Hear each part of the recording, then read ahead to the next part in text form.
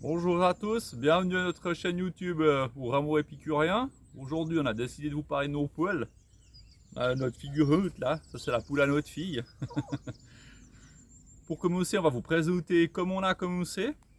Donc on a acheté un cabanon de jardin en métal. La toute première chose qu'on a fait, on a acheté nos premières poules au tout début qu'on était là. On s'est vite aperçu que notre cabanon en métal, il y avait un problème avec la chaleur.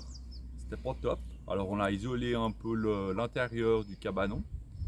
On a également installé ce système là. Je peux peut-être filmer la porte, Daniela. C'est un système de porte automatique qui se ferme en fonction de la lumière du jour. Franchement c'est top. Vous partez, vous n'êtes pas là, vous êtes aux vacances, vos poules, elles se débrouillent un peu toutes seules. Ça peut arriver qu'il reste une poule dehors, ça c'est un peu l'inconvénient. Puis on a fait l'expérience, on a le renard qui est passé. Ensuite, on a pris nos premiers canards, enfin on a reçu nos premiers canards. La première chose qu'on a fait, c'est une petite mare avec un plastique préformé.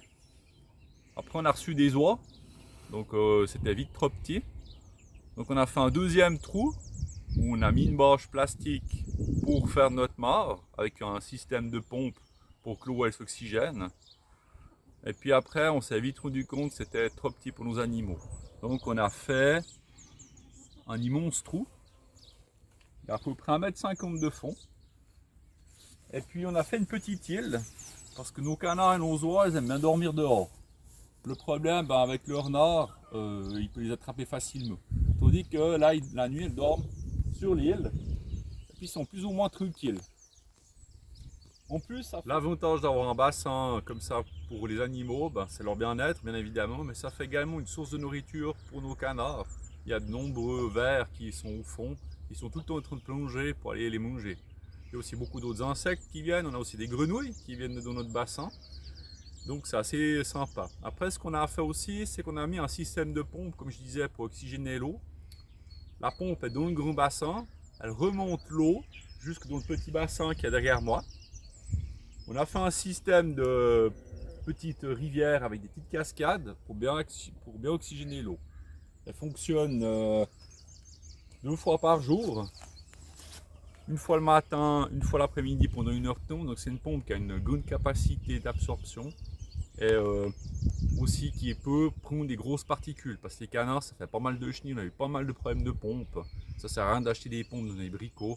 C'est inutile, il faut vraiment une pompe de professionnel. Comme on voit derrière moi, il y a une de nos oies. L'autre est en train de couver dans le poulailler.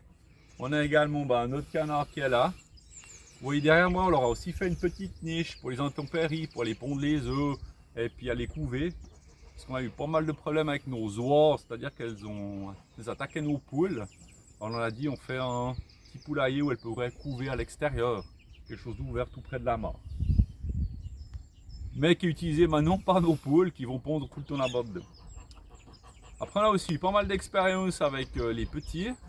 Les canards nous ont fait pas mal de petits, ils ont fait des nids à l'extérieur. Malheureusement, un jour, les corbeaux sont arrivés, ils ont vidé tous les nids des œufs, ils ont tout mangé. Après, on a une canne qui a fait des petits à l'intérieur de notre poulailler. Malheureusement, ils ont aussi été mangés par les corbeaux et par les autres oiseaux de proie. C'est pour ça qu'on a fabriqué une nurserie qui est juste à côté de moi.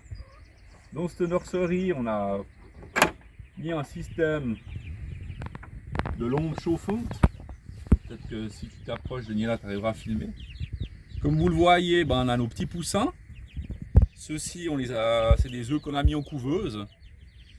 Et puis on les a installés là-dedans. Après, on a fait un système tout le tour grillagé pour qu'ils puissent sortir. Une fois qu'ils sont un peu plus grands, puis ils ont besoin de la chaleur. Mais toujours à l'abri et protégés.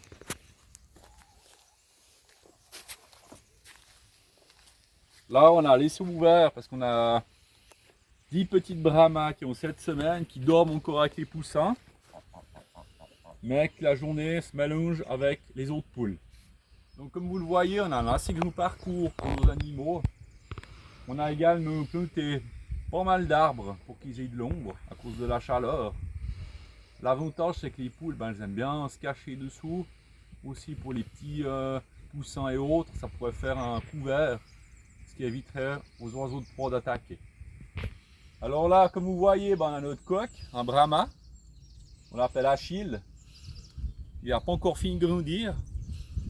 On a pas mal de races de poules. On a des hollandaises, on a des Sussex, on a des poules pondeuses, on a vraiment un peu de tout. On a mélangé. Nous on aime bien parce que c'est des animaux aussi qui sont là pour donner un peu de vie et puis pour de la décoration aussi, disons-le. Comme vous voyez, la poule qui est en train de boire, c'est une poule de soie aussi. Donc là, les poules que nous on a ici, les animaux qu'on a ici, c'est pas ceux qu'on mange. On prend juste les œufs et puis ils nous servent aussi pour la reproduction et la graine. On a un autre poulailler, un autre site où on fait vraiment de l'élevage pour notre consommation de poules, de dindes et autres. Par contre, tous les petits qui sont ici, bien sûr qu'on ne peut pas les garder. Actuellement, on arrive pratiquement à trop de poules, ça fait beaucoup trop. Donc, à une partie, on va les transférer dans l'autre poulailler pour les manger. Après, au niveau de la clôture, on avait commencé avec les flexinettes. C'est ces treillis flexibles où on peut brancher l'électricité dessus. Ben, c'était pas très pratique, puis ça a vite souffert de la chaleur aussi. Donc on est passé après un système en dur, on va dire, avec un bête treillis, des piquets. Ben, bien sûr, je vous laisse imaginer que c'était Prison Break. Il y avait toutes les poules qui s'échappaient, qui allaient manger nos choux dans le jardin. Donc on a rajouté dans un deuxième temps un petit treillis, un peu plus mince. Du coup là, elle passait plus. On a également rajouté l'électricité. C'est aussi pour le renard, pour essayer de dissuader. Mais pour être franc, ça marche pas très bien pour le renard. On a déjà eu la visite. Parfois c'est comme ça, c'est la nature. Si vous voulez tout protéger, c'est trop compliqué. On n'aura pas pu laisser un aussi grand espace à nos poules. Le mot pour conclure, c'est qu'on a essayé de faire un poulailler qui s'approche un peu plus de leur milieu naturel. Donc on a planté aussi des saules pour essayer de faire un peu de l'ombre autour de notre mare et puis les caches qui puissent se cacher un petit peu. On a laissé aussi un peu d'herbe sauvage. On arrive gentiment au bout des travaux qu'on devait faire dans notre poulailler. Il nous reste encore les berges de notre bâche noire qui est horrible à cacher. On va faire des trous et planter des plantes pour cacher tout ça. Donc je vous remercie de nous avoir suivis et puis je vous dis à une prochaine.